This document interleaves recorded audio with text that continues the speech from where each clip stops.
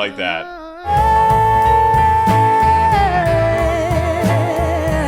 Hell yeah. Amazing. You ready?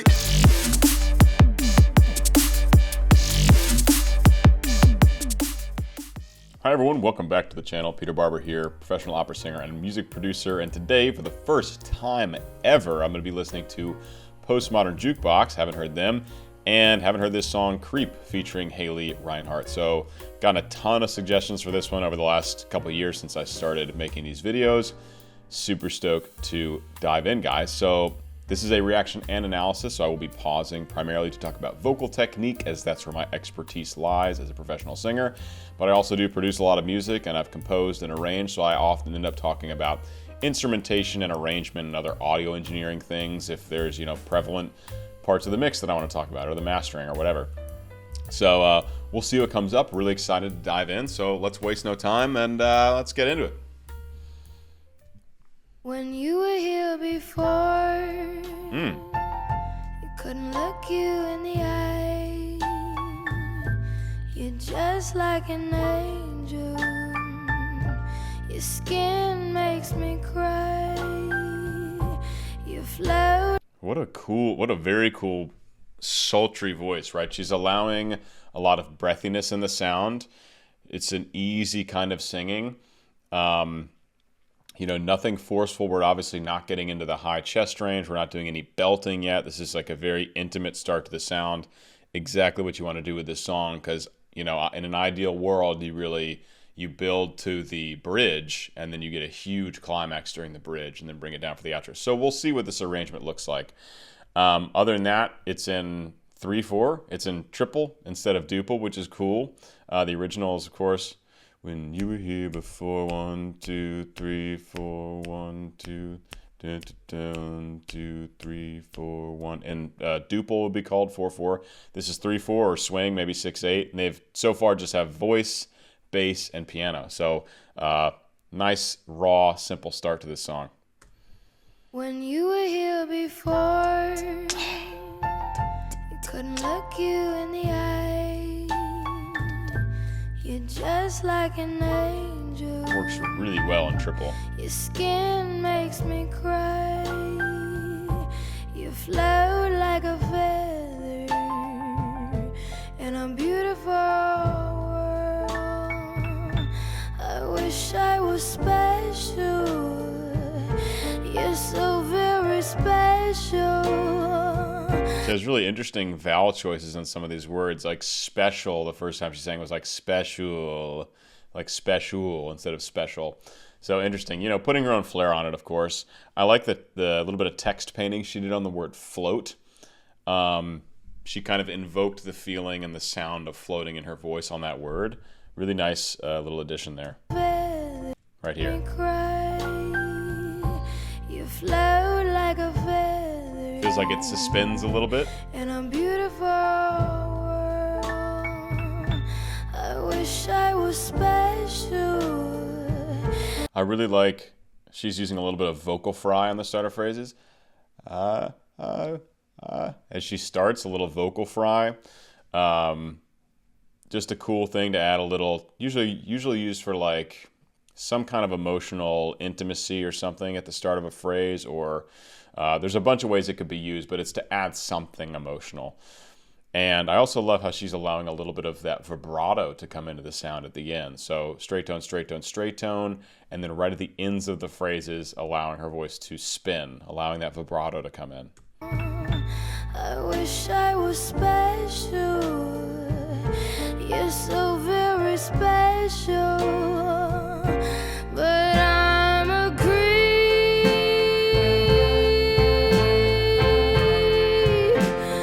I'm a weirdo. Nice. What the hell am I doing here?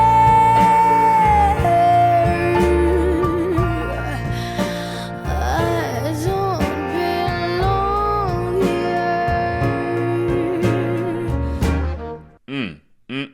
All right, so what do we got back there? Saxophone and trombone.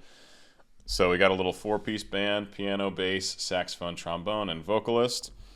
plus vocalist, the band plus vocalist. And God, I love how she's putting grit and growl into the sound. She's intentionally, putting turbulence into her vocal folds, so they're no longer, vibrating normally. There's actually a little bit more of slapping going on essentially between them, and it adds that grit and it adds that intensity. It actually adds noise to the sound is the actual term for it. But then she'll go from that gritty sound to a really clean belt, which is what I actually wanted to go back and talk about here.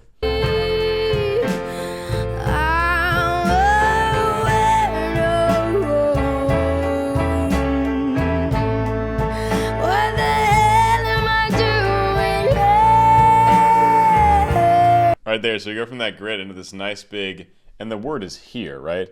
The hell am I doing here? But because it's in a certain part of her range, in her upper chest range, opening up to that vowel is absolutely perfect. That's exactly what you want to do. Hell am I doing here? I don't know how high we are. So that's up to A4, minor third below tenor high C. Surely she can carry her voice up higher, but this is getting to that point in her range where you want to start doing what's called vowel modification to make the sounds come out better and easier. And that's just a great example of that right there.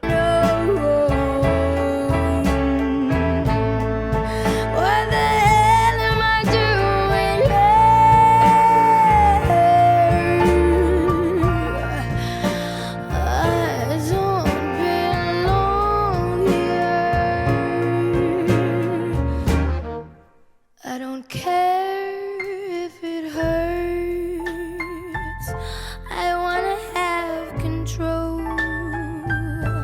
I want the perfect body. Want a perfect soul.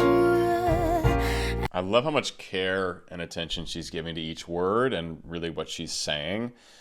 And the vocal technique is very similar to the first verse, but the color is different because of the text that she's talking about now. So we get same vocal technique, very different color to her voice than we got at the start. And just so much thought with each word. I want the perfect body. Want a perfect soul. And I want you to know it is when I'm not around. You're so very special. Yeah, I wish I was special.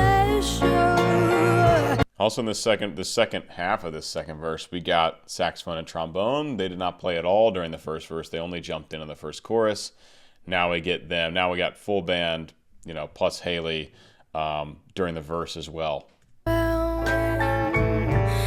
And it's really a duet, right? They're passing the baton back and forth. It's a Haley moment and then a duet between what's funny, it's like duet between Haley and saxophone and trombone, and then the saxophone and trombone are doing a duet themselves. Really cool to kind of see that trade-off. When I'm not around, you're so very special. Yeah, I wish I was special, but I'm a creep.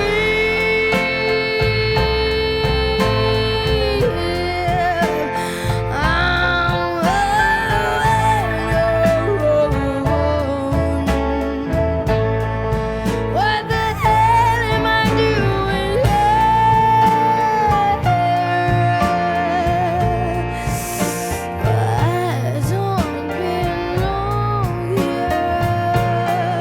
Before we get into the bridge, yeah, similar to the first chorus, but she's continuing to take time and make little changes here and there, and do different spots for the vocal fry, different spots for the grit, and different level of grit depending on what she's saying. And so even though it's similar to the first chorus, we do get differences, and it does present a little contrast chorus to chorus, which is great. Usually between the first and second chorus in a song, you get very little contrast, and then usually a climax in the last chorus. This song's arrangement's a little different than most songs in that way, where you get the major climax during the bridge, and then the final chorus is kind of like a cool down. But yeah, so I'm really loving Haley's performance and the whole band.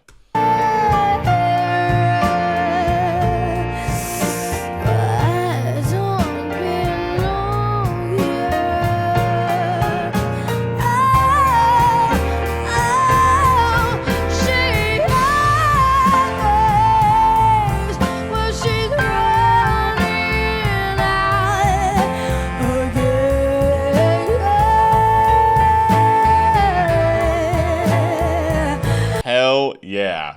Well, amazing. Amazing. We get to see so much more in that really high chest range. She did a perfect contrast between a clean belt and a gritty belt. Oh, Haley, well done. Let's go back and then we'll let it play through to the anticipated climax. I think she got up to C sharp. Let me see. High D.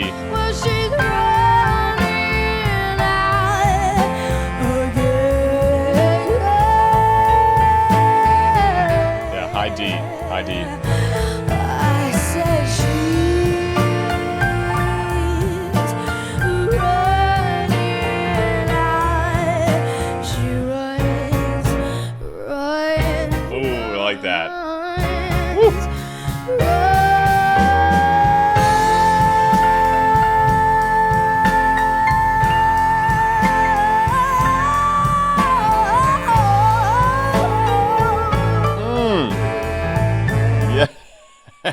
Hell yeah, Haley. Amazing. Oh, I also love she did something so delicate. She did an ascending run before this big belt. It was just so, I don't remember what she did, but it was so delicate, and I want to hear it again.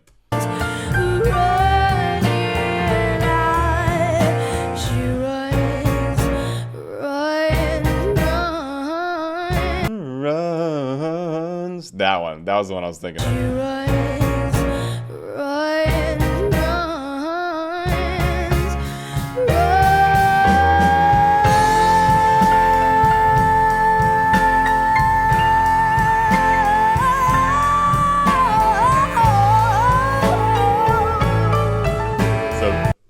Great vocal control, great agility in the voice, all the way up to that high D above tenor, high C again. Fully chest connected, really solid belting.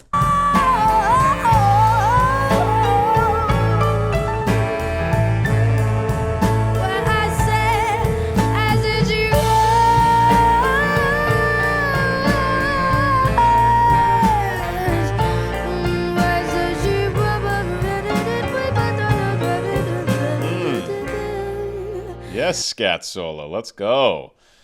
I was actually in a jazz singing group back in high school with a very famous jazz singer now, Veronica Swift. If you haven't heard of her, look her up. Truly one of the best singers in the world. Scatting is something I very much appreciate, and we used to do it. We used to do it in our high school group, and Veronica was really good at it, and the rest of us did the best we could. But really cool scat to finish this.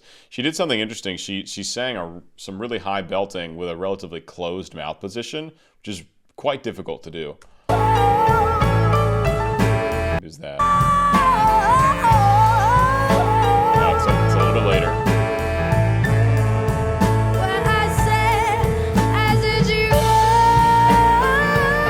That. Mouth relatively closed. All the way up to that D. Usually when you're up that high, you want to have a big open mouth.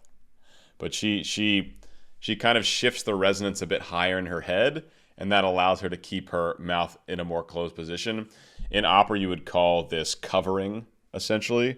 Normally you do that when you go through your second passaggio. I'm not going to get into it, but that's basically what's happening is she's going up, and instead of keeping the sound going this way, she's closing the mouth and thinking the sound more going like this, and so you feel that shift up into her more head resonance there.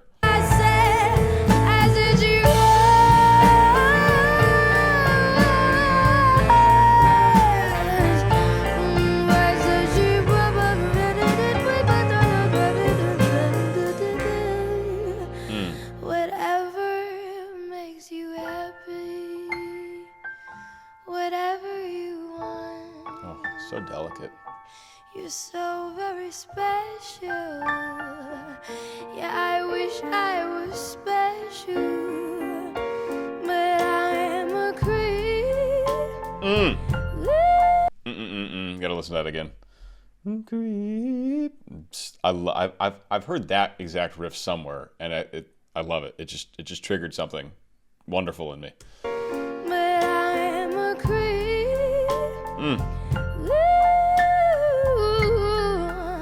I said it. Oh, listen to that riff. So she's up in her head voice, her lighter mechanism of singing, and then as she hits a certain pitch and it pops back into her chest voice, and there's a clear shift there, but it's a smooth run despite that clear shift in registration.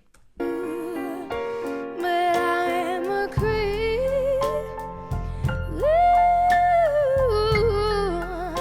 I said it. I'm a weirdo. What the hell am I doing here? Low. I'm a weirdo.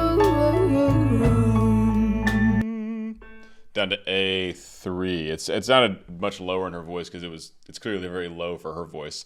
A3. For a second I thought it was an A2, and I was like, that is ungodly low. But I believe it's an A3. I'm a weirdo. Yeah. What the hell am I doing here?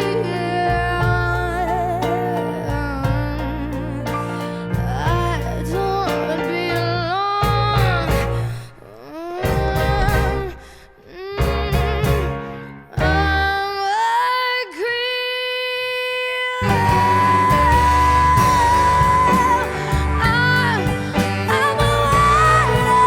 That was the key change? That was nuts. I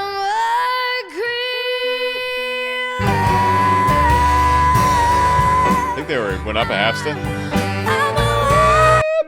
Yeah, they were up a half step now. Crazy key change.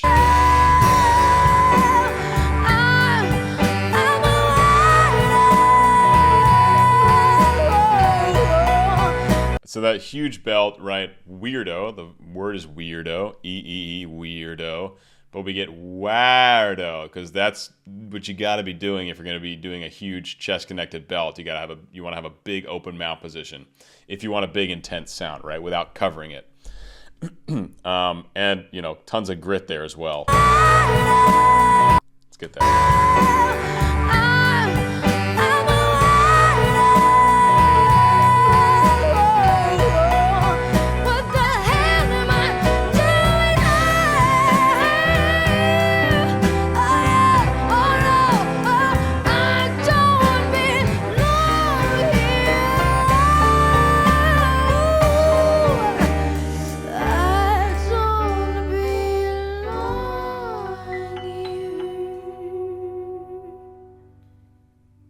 Absolutely fantastic. So they really did kind of shift the climax to the very last chorus, which is not how it is in the original. So very cool arrangement, very different. I've heard tons of covers of this song. I've done my own cover of this song. This one is quite different from the original. It's really wonderful. It's like reimagined. Just want to flag she belts up to an E5 in pure chest voice. Really, really high belting.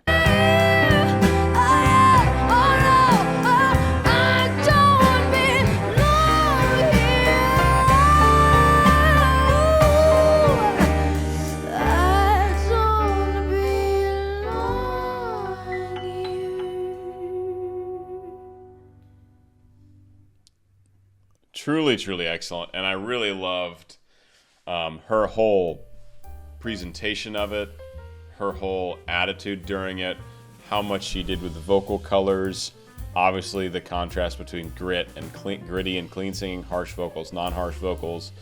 The arrangement's phenomenal. I don't know who did the arrangement, but really cool to hear this song in triple instead of duple. That's instead of like the original.